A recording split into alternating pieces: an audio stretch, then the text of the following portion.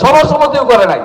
Social মিডিয়ার যুগ, social মিডিয়ার যুগ, টিভির জরিয়ে মোবাইলের জরিয়ে আপনারা যে পরিস্থিতি দেখছেন, পরিস্থিতির সাপেক্ষেই কংগ্রেসকে ভোট দিয়েছিলেন, পরিস্থিতির সাপেক্ষে।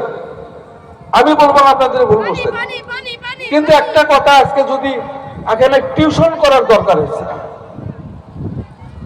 কংগ্রেস যদি গভর্নমেন্ট হতো, কংগ্রেসের যদি কোন একটা আইন পার্লামেন্টে আনতো, তাকে বিল কয়। কোন একটা আইন প্রস্তাব আকারে যারা পার্লামেন্টে আনে বা বিধানসভায় আনে, তাকে বিল বলে। সেই বিলটা যদি আমাদের বিরুদ্ধে যায়, অর্থাৎ মুসলিম মানুষের বিরুদ্ধে যায়, এই বিলটার বিরোধিতা ধুবুরী লোকসভার এমপি তা করতে পারবো না যদি গভর্নমেন্ট কংগ্রেসের হয়। কারণ রুলিং পার্টির এমএলএরা, এমপিরা ওই দলের তরফ থেকে যে কোনো বিল পার্লামেন্টে বা বিধানসভায় আনলে তা বিরোধ করতে পারে না। তা বিরোধ করলে তার পার্লামেন্টের মেম্বারশিপ, এমপিশিপ বা এমএলএশিপ খারিজ হয়ে যায়।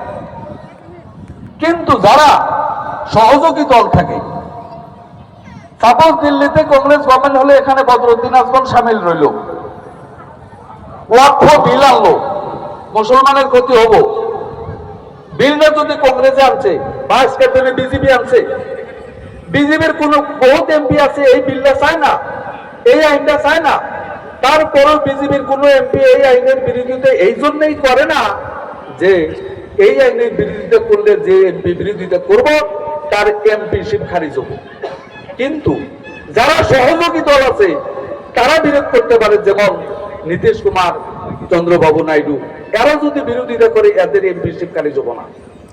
আমি চাইছিলাম গভর্নমেন্টটা কংগ্রেসেরই হোক, ধুবুরীর এমপি ইউডিএফ এর হোক, যাতে কংগ্রেস কোন ধরনের বিল যদি আনে যে বিলে মুসলমানের ক্ষতি করব, এই বিলের বিরোধিতা যাতে বদরুদ্দিন করতে পারে। কারণ কংগ্রেসের এমপি যদি হয় তার বিরোধ করতে পারবো না।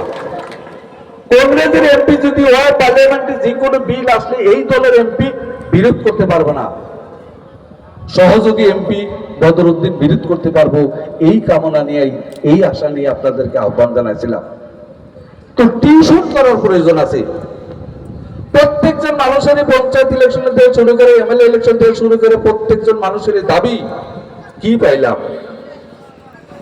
একজন এমপি দেশকে পরিচালনা করার জন্য বানানো হয়, একজন এমএলএ, একটা গভর্নমেন্ট দেশকে পরিচালনা করার জন্য বানানো হয়। শিক্ষা অনুষ্ঠান করার জন্য করা হয়, রাস্তাঘাট করার জন্য করা হয়, হসপিটাল করার জন্য করা হয়। হসপিটালটা চালাইতে দুইটা চাকরির দরকার, তাই দুইটা কর্মচারী নেওয়া হয়। কর্মচারী নেওয়ার জন্যই সরকার না, ওই অনুষ্ঠান চালানোর জন্যই সরকার। রাস্তা বানানোর জন্যই সরকার, ঠিকা দেওয়ার জন্য না। বানাইতে ঠিকাদারের প্রয়োজন, তাই ঠিকা দেওয়া হয়।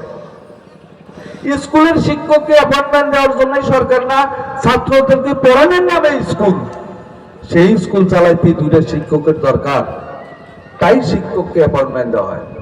কি পাইলাম না, এই হিসাব যদি করেন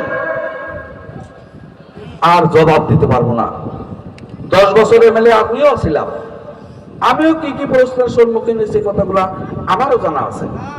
পঞ্চায়েতের প্রেসিডেন্ট হয়েছিলাম, আমাকে কি দিছে, জেলা পরিষদ ছিল আমাকে কি দিছে, এমএলএ আসলে আমাকে কি দিছে। একটা এমএলএ, একটা জেলা পরিষদের মেম্বার, একটা পঞ্চায়েতের কি পাওয়ার, কি আসে, কি দিতে পারে, এই জিনিসটা আগে নিজে জানার পরে যদি কর, হয়তো কোনোদিন রাগ করবো না। আগে যাই না।